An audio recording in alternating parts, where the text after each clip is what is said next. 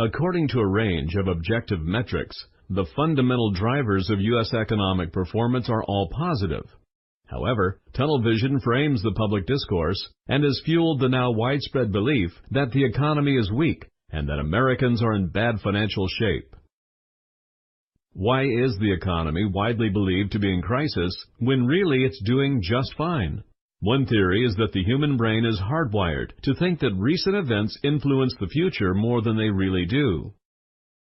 Systematic cognitive biases in the way humans think were documented in 1973 by the late Amos Tversky and Daniel Kahneman, and Kahneman was awarded the 2002 Nobel Prize in Economics for this groundbreaking discovery.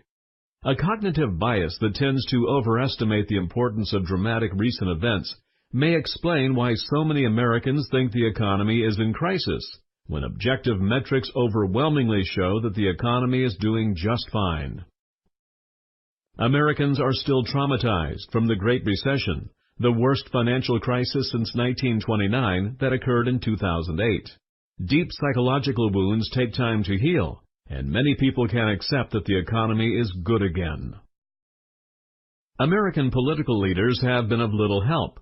Politicians almost never say the economy is doing just fine. Their success depends on talking down the economy and talking up how they'll fix it. Being upbeat would alienate too many voters. Their role is to never be satisfied. The news media also contributes to the misperceptions about the economy. None of the strapping cable TV anchors knows enough to fact-check the so-called experts they interview.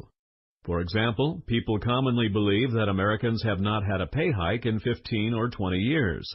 This untruth is repeated on all the cable TV news outlets throughout the day without being challenged, but is patently false.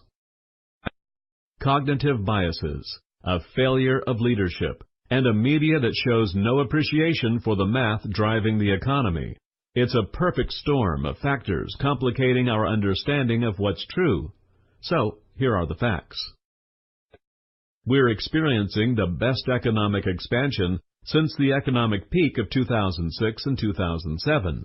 Inflation is dormant, and job openings are at a record high.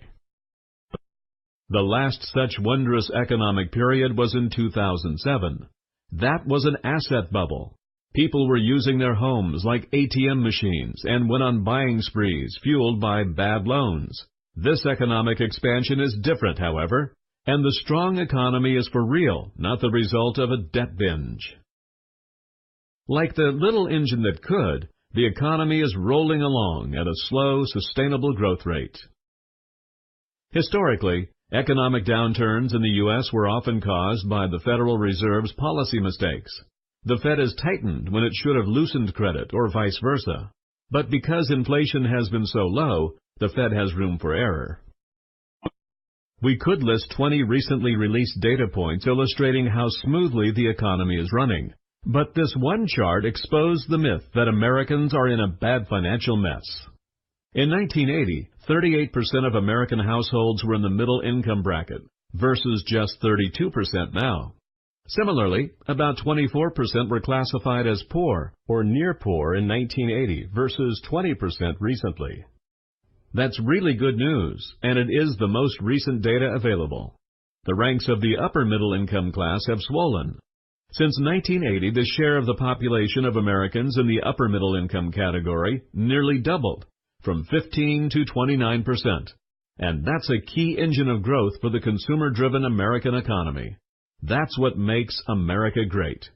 Contrary to popular belief, more Americans are prospering and getting their fair share of the American dream.